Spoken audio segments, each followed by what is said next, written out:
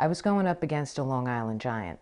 I'm not messing around. Linda Gibb would not have come forward, she says, if not for bulletproof evidence. She blew the whistle on Long Island's largest radiology practice, the 20-location Zwanger-Pesiri. And I would do it again. And my face is not blocked out because I am not ashamed, nor am I proud.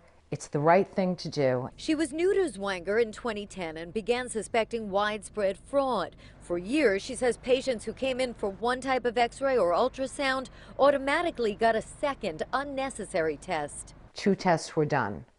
The computer was rigged to add the 2 tests. She claims the mega practice CEO, Dr. Stephen Mendelsohn, falsified claims for tests performed by uncredentialed doctors and had staff intentionally spread tests out over different days. One elderly patient. He made her come back 4 days.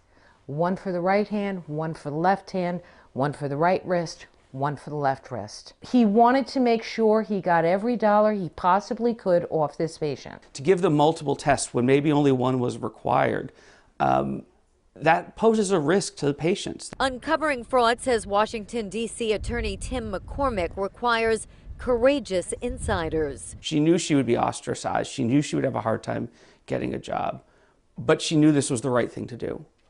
And this is the kind of fraud that it's really hard for the government to find on its own. Last week, Zwanger pled guilty to criminal fraud and agreed to a $10 million state and federal settlement.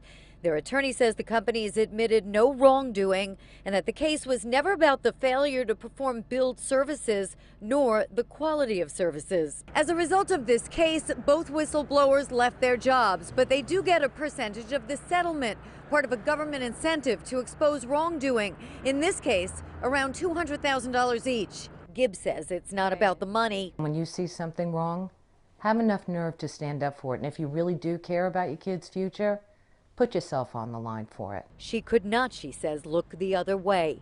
In Northport, Long Island, Carolyn Gusoff, CBS 2 News.